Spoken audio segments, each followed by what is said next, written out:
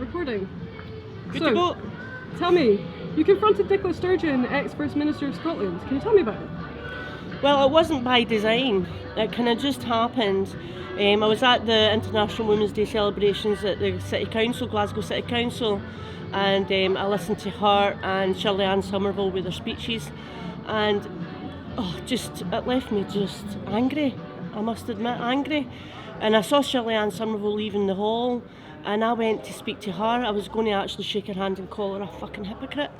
When I was intercepted by the tiniest wee woman who asked me to take a picture with her and Nicola. So of course I said, yeah, sure, no bother. So I took her picture, and then another woman asked me to take her picture with Nicola. And then that's when it hurt me. I thought, well, wait a minute here. I wonder if somebody will take my picture with Nicola. And even right up until the moment I spoke, I still didn't know what I was going to say.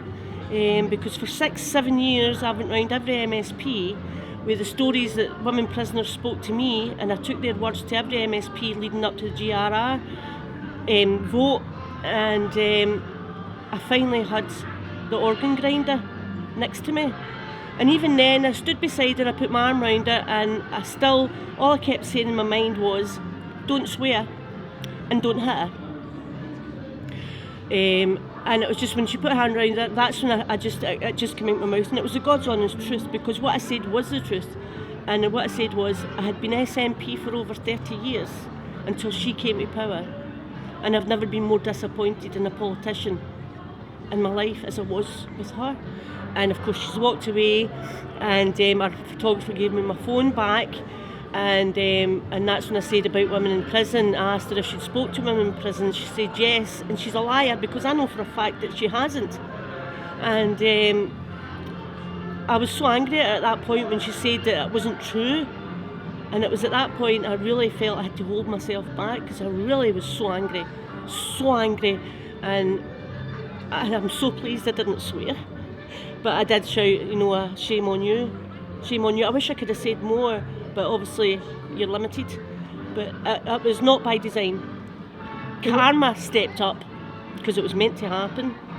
And there was a big reception online. It went viral. It went viral online. I never gave it a second thought, to be quite honest. I left Glasgow to head up to Alloa for the Alloa Women's Festival to help set up for that.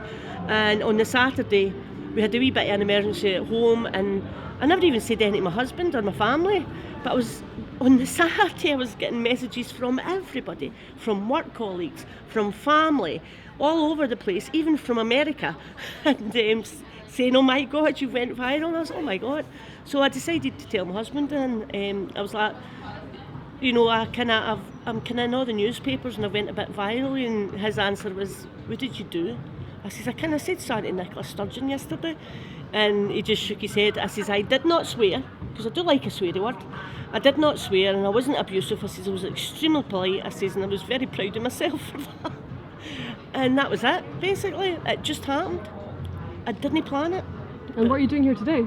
I'm here with Women Won't Wheesht it's a year later since the Supreme Court ruling, and our government and governments throughout the UK are continually breaking the law by not implementing the Supreme Court ruling. It's a law. It's the law, and they are ignoring it, thinking we're going to go away, thinking we will stop. Well, we will never stop. We're never going to wheesht until they implement this, because there's vulnerable women in prison who need the protection of this law. They're still locked up with violent men, and I find that so abhorrent. And it's unbelievable that this has actually happened, and it's been happening since 2014, and it's shocking. These men, these violent men, they're lifers. They should not be locked up with women. There should be a special wing for them in the male prison, but they should never be anywhere near the women's prison, because most of the women in prison, over 84% of the women in prison, are in for non-violent crimes. The women prisoners that I spoke to have suffered a lifetime of abuse, and they loved going to prison because it gave them a break from their abusers. They felt safe in prison, and they no longer feel that safety. They felt as though they could maybe be rehabilitated in prison. There may be a life after prison, not in drugs, not in prostitution. But now there's not, because they have no break from their abusers because they're in the prison with them. And as we saw a story on the stories last in the newspapers last week, that some women are having to take the morning after pill. That is just diabolical. What about the safety, dignity and respect for women? Is it just the men that are allowed to have it? It disgusts me to my core, and I will never be silent on it. Women Won't Wheesht will never be silent on it. The women in Scotland will never be silent on it. And we will continue, no matter how long it takes. We're now 7 years into this, and we are never going to stop, ever. So, thank you so much for speaking to me today. You're welcome.